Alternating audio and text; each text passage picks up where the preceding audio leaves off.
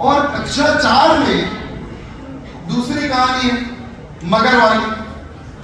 अब किसी ने कक्षा 3 की बंदर वाली कहानी नहीं पढ़ी, लेकिन कक्षा 4 में उसने मगर की कहानी पढ़ ली, तो कक्षा 4 को पास करने में उसको कोई कठिनाई नहीं होने वाली।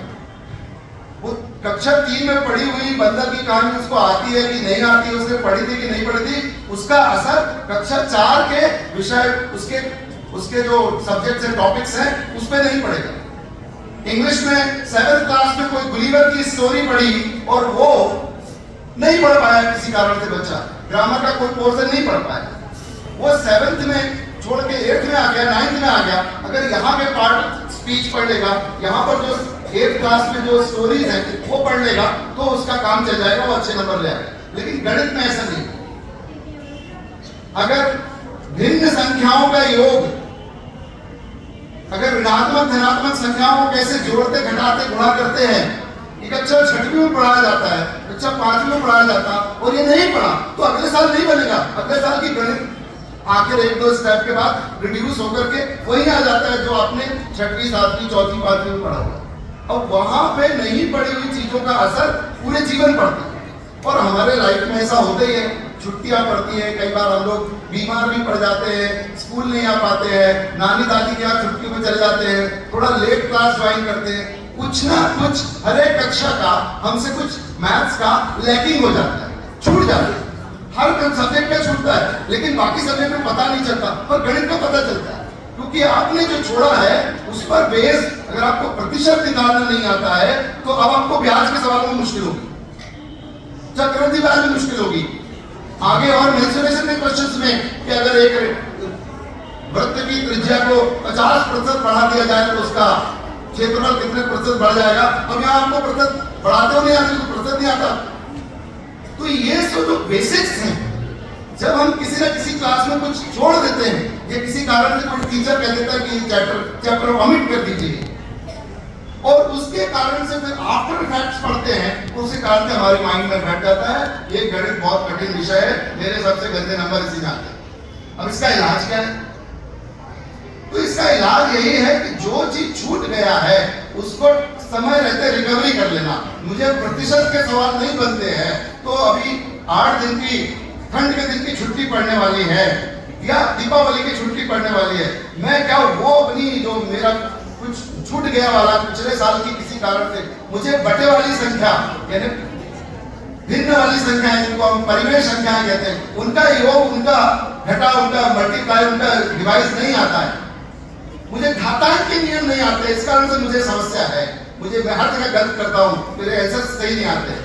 उसकी रिकवरी कैसे होगा? क्योंकि 8वीं में तो नहीं पढ़ाया जाता, वो तो 6ठी में ही है।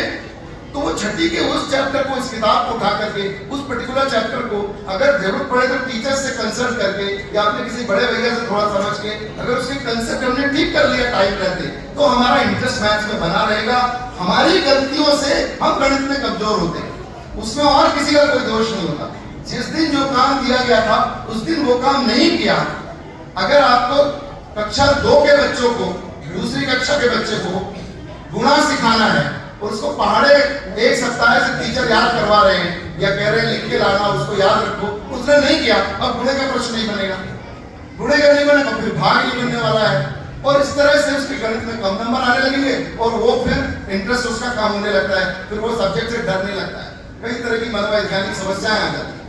तो हम अपने पर भी ध्यान रखें, अपने छोटे भाइयों बहनों पर भी ध्यान रखें कि कहीं ऐसा तो नहीं कि इसको सीधी गिनती उल्टी गिनती नहीं आती है, और उल्टी गिनती नहीं आएगी तो घटाने के सवाल में मुश्किल करेगा, सीधी गिनती नहीं आए तो जोड़ने का सवाल बहुत स्लो हो जाएगा, टेबल नहीं आएंगे तो मल्टीप्लाई डिवाइड में प्रॉब्लम आ जाएगी। तो अपना आकलन करें, कहीं ऐसा तो नहीं मुझे ये सब बेसिक्स मेरी प्रॉब्लम्स, मुझे 2 ब्रैकेट इंटू करना नहीं आता है। अभी आपको मैथमेटिक्स अगर बेसिक्स का आपको 6, 7, 8 का अगर आपको अर्थमेटिक नहीं आता तो अलजेब्रा में भी दिक्कत है, बीजगणित में भी समस्या है। तो 2x और 5x उनको जोड़ने पर क्या आएगा समझ नहीं आता, कुछ भी बोल देता है बच्चा, कभी 7x बोल देगा, कभी 3x बोल देगा, कभी ऋण 3x बोलेगा। तो अपनी मैथमेटिक्स से रिलेटेड जो बेसिक्स की प्रॉब्लम है उनका एनालिसिस करिए।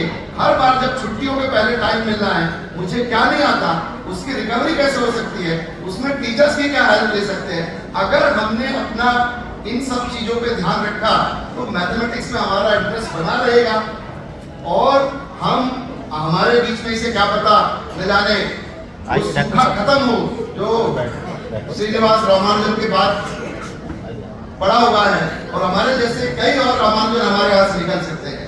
अभी भी बहुत सारे लोग हैं जो मैथमेटिक्स में काम कर रहे हैं। अगर आपकी रुचि होगी तो उसमें और भी आपको इंटरेस्ट होगा। बहुत इंफॉर्मेशन इंटरनेट पे डली हुई है, उसको परसू कीजिए और आप देखिएगा आपको मैथमेटिक्स का इतना बड़ा संसार, इतना बड़ा आकाश खुला मिलेगा जिसमें आपकी रुचि निरंतर बढ़ती रहेगी और आप मैथमेटिक्स को अपना फेवरेट सब्जेक्ट बना लेंगे। मुझे पूरा विश्वास है कि केवल हम औपचारिकता निभाने के लिए रामानुजन की कहानियां